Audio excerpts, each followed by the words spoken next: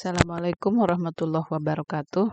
Bertemu dengan saya kembali di mata kuliah statistik di pertemuan kedua, di mana di pertemuan kedua ini kita akan membahas tentang data statistik.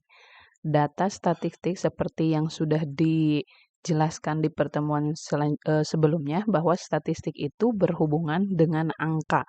Nah, kemudian angka dalam data statistik itu bersifat agregatif. Maksudnya dari agregatif adalah satu penelitian boleh hanya mengenai satu individu, tapi pencatatannya dilakukan lebih dari satu kali. Jadi individunya satu, tetapi dari satu individu itu dilakukan beberapa kali pencatatan. Contohnya, misalkan nilai satu orang si A dari semester 1, semester 2, semester 3, dan semester 4. Nah, jadi yang ditelitinya hanya satu orang tetapi beberapa kali pencatatannya. Ataupun yang disebut dengan agregatif itu, yaitu penelitian hanya dilakukan satu kali, tetapi individu yang diteliti lebih dari satu. Nah, jadi kalau tadi yang diteliti individunya satu, kalau sekarang yang diteliti individunya itu beberapa atau banyak, tetapi hanya satu kali saja dilakukan pencatatannya dari setiap individu. Itu yang disebut dengan sifat agregatif dari angka dalam data statistik. Kedua, atau selanjutnya yaitu penggolongan data statistik berdasarkan sifatnya. Nah, data statistik berdasarkan sifatnya dibagi menjadi beberapa macam. Yang pertama disebut dengan data kontinu, yaitu angka-angka merupakan deretan angka yang sambung menyambung atau disebut dengan data kontinum. Contohnya dari data kontinum ini seperti data statistik berat badan. Dalam misalkan dalam satuan beratnya itu yaitu dalam kilogram. Nah, contohnya berat badan ada yang berat badannya 40, kemudian misalkan ada yang berat badannya 40,3, 40, sekian. Nah, ada komanya misalkan. Kemudian yang kedua yaitu disebut dengan data diskrit. Data diskrit yaitu data yang tidak berbentuk pecahan. Kalau data kontinum tadi berbentuk pecahan, bisa berbentuk pecahan. Kalau data diskrit itu tidak bisa berbentuk pecahan. Contoh yang berbentuk data diskrit yaitu data dari anggota keluarga. Anggota keluarga misalkan ada berapa orang? Ada 3 orang, tidak bisa menjadi 3,5, misalkan 3,5 orang tidak bisa. Nah, maka di situ menggunakan data diskrit, yaitu tidak berbentuk pecahan. Kemudian penggolongan data statistik berdasarkan menyusun angka atau tingkat pengukurannya ada yang disebut dengan data nominal. Data nominal yaitu data statistik yang cara menyusun angkanya didasarkan atas penggolongan atau klasifikasi tertentu atau disebut juga data hitungan. Contoh jumlah siswa MTSN di suatu daerah pada tahun ajaran 2014 atau sampai 2015 menurut tingkat dan jenis kelaminnya ada laki-laki, ada perempuan, kemudian jumlahnya berapa.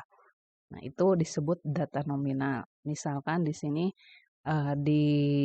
diklasifikasikan dari kelas 1 sampai kelas 3 laki-laki dan perempuan. Laki-laki berjumlah 170, sedangkan perempuan berjumlah 130. Sehingga totalnya adalah 300 orang. Nah, itu jadi disebut dengan data nominal. Jadi didasarkan penggolongan atau klasifikasi tertentu. Kemudian yang kedua disebut dengan data ordinal. Data ordinal yaitu data statistik yang cara menyusun angkanya atas urutan kedudukan atau ranking. Dan data yang ketiga yaitu data interval, di mana data statistik interval ini ada jarak yang sama antara hal-hal yang sedang diselidiki. Nah, contoh di sini digunakan untuk contoh data ordinal dan data interval. Tadi kan yang disebut data ordinal adalah cara data statistik yang cara menyusun angkanya atas kedudukan atau ranking atau urutan. Nah, di sini sudah dicontohkan, misalkan ada 5 orang yang mengikuti suatu lomba Nah, kemudian untuk menentukan juaranya, maka dibuatlah kedudukan atau ranking. Nah, ranking tersebut disebut dengan data ordinal, juara ke-1 sampai juara ke-5. Sedangkan untuk skornya itu disebut dengan data interval. Nah, dari juara ke-1 sampai juara menurun ke juara kedua itu ada intervalnya. Kemudian yang keempat jenisnya adalah data rasio, yaitu mempunyai semua sifat nominal, ordinal, dan interval serta mempunyai nilai absolut dari objek yang diukur, yaitu nilai 0. Data bisa dibedakan, diurutkan, mempunyai jarak, dan bisa dibandingkan. Contoh pendapatan suatu perusahaan. Nah, contoh data pendapatan suatu perusahaan itu ada yang sifatnya nominal, ordinal, interval bisa digolongkan seperti itu. Kemudian terdapat juga nilai absolut atau nilai nol. Misalkan di perusahaan tersebut pada bulan tertentu tidak memiliki pendapatan yaitu nol. Nol di situ tidak ada nilainya. Berbeda dengan data data misalkan di data nominal ada 1, ada 0, nanti ada negatif 1, 0 di situ itu masih mempunyai nilai. Sedangkan untuk rasio 0 di situ tidak mempunyai nilai. Kemudian penggolongan data statistik berdasarkan bentuk angkanya ada yang disebut dengan data tunggal. Ini mudah untuk dipahami, data tunggal misalkan 1, 2, 3, 4 dan seterusnya. Kemudian data kelompok. Nah, untuk data kelompok itu biasanya ada intervalnya. Contoh di sini 65 sampai 69. Kemudian dari 70 sampai 74 dan selanjutnya. Jadi ada intervalnya, ada jarak intervalnya. Kemudian penggolongan data statistik berdasarkan sumbernya. Satu, ada yang disebut dengan data primer. Data primer yaitu data inti atau data pertama, yaitu data statistik yang diperoleh atau bersumber dari tangan pertama. Nah, contoh kita ingin mengetahui data alumni di Stainut Tasikmalaya itu data primernya misalkan itu dari kemahasiswaan. Nah, dari berarti kemahasiswaan tersebut merupakan data primer atau first hand data. Kemudian yang kedua disebut dengan data sekunder.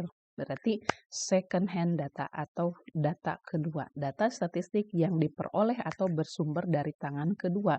Tadi kita ingin mengetahui data tentang alumni kalau data primernya dari kemahasiswaan, sedangkan untuk data sekundernya, misalkan kita mengetahui dari surat kabar. Di dalam surat kabar tersebut diberitakan bahwa alumni Stainut Tasikmalaya sampai tahun ini berjumlah sekian ratus orang misalkan.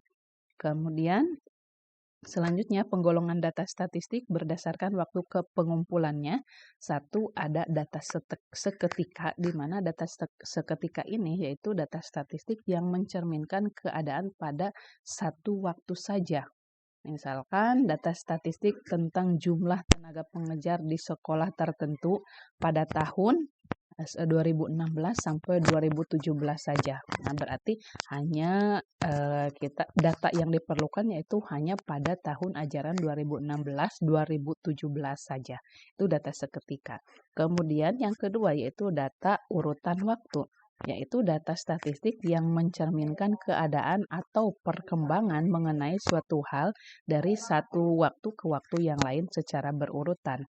Nah, kalau tadi misalkan data seketika hanya satu tahun ajaran saja, kalau data urutan waktu berarti beberapa tahun, misalkan dari kita butuh data guru dari tahun ajaran 2007 sampai dengan 2016-2017. Berarti yang kita perlukan 2006-2007, 2007-2008, 2008-2009 sampai berarti jumlahnya berapa tahun data yang dibutuhkan. Kemudian sifat data statistik yang pertama memiliki nilai relatif atau relative value, nilai semu, yaitu nilai yang ditunjukkan oleh angka atau bilangan itu sendiri. Nilai relatif berarti nilai angka itu sendiri. Nilai relatif dari bilangan 5 adalah bilangan 5 itu sendiri. Kemudian yang kedua, sifat data statistik memiliki nilai nyata, yaitu daerah tertentu dalam suatu deretan angka yang diwakili oleh nilai relatif. Contohnya, nilai nyata dari angka 5 adalah daerah antara 5 dikurangi 0,5 sampai dengan 5 ditambah 0,5. Berarti 5 dikurangi 0,5 yaitu 4,5, kemudian 5 ditambah 0,5 yaitu 5,5. Jadi nilai nyata angka 5 adalah antara 4,5 sampai 5,5. Itu yang disebut dengan nilai nyata. Kemudian contoh yang kedua, nilai nyata dari 17,5 adalah daerah 17,5 dikurangi 0,05 sampai dengan 17,5 ditambah 0,5. Jadi daerahnya yaitu antara 17,45 sampai 17,55. Kemudian di situ dilihat juga dari angka sebelum koma, kalau ada 2 angka berarti penambahan atau pengurangannya juga itu di nolnya 2, seperti tadi 17,5 kan angka sebelum koma itu ada 2 angka, maka untuk pengurangan atau penambahannya nolnya ada 2, 0,05. Atau misalkan kalau angka sebelum nolnya ada 3 berarti 0,005. Kemudian yang ketiga, memiliki batas bawah relatif, batas atas relatif, batas bawah nyata, dan batas atas nyata. Contoh, kita memiliki bilangan 40 sampai 44. Batas bawah relatifnya berarti 40, batas atas relatifnya berarti 44. Nah, untuk batas bawah nyata atau disebut dengan lower limit atau dilambangkan dengan L kecil, maka 40 dikurangi 0,5 berarti 39,5. Sedangkan untuk upper limit berarti batas nyata atas, batas atas nyata yaitu tadi 44 ditambah 0,5. Yaitu sama dengan 44,5. Jadi nilai relatifnya itu adalah 40 sampai 44, nilai nyatanya yaitu 39,5 sampai 44,5. Kemudian untuk data kelompok memiliki nilai tengah atau titik tengah atau disebut dengan midpoint. Untuk data kelompok kalau tadi itu data tunggal ya, data tunggal. Nah, sekarang kita mencoba untuk data kelompok. Nah, kalau data kelompok itu memiliki midpoint atau nilai tengah. Contoh deretan bilangan 5, 6, 7, 8, 9, nilai tengahnya adalah 7. Kemudian kalau itu untuk data yang satuan, nilai tengahnya sehingga dilihat dan nilai itu kan ada 5 angka. Nah, nilai yang di tengahnya nilai berapa? Yaitu nilai atau angka 7. Kemudian untuk data kelompok, contohnya dari 50 sampai 54, nilai tengahnya berapa? Nah, cara penghitungannya yaitu 50 ditambah 54 dibagi 2 sama dengan 52. Berarti nilai tengahnya adalah 52. Kemudian untuk data kelompok contohnya 75 sampai 80, nilai tengahnya yaitu berarti cara penghitungannya 75 ditambah 80 dibagi 2 sama dengan 77,5, itu midpoint-nya. Nah, itu ya, berarti karakteristiknya tadi ada dari data statistik itu satu memiliki memiliki nilai relatif, yang kedua memiliki nilai nyata, kemudian yang ketiga memiliki batas bawah relatif, batas atas relatif, kemudian yang keempat memiliki midpoint atau nilai tengah, dan yang kelima tidak menggunakan sistem pecahan tetapi menggunakan sistem desimal, berarti 0, ya, menggunakan desimal. Misalkan pecahan 1/2 maka harus diubah menjadi ke desimal berarti 0,5. Kemudian ciri yang ke-6 yaitu menggunakan sistem pembulatan angka tertentu.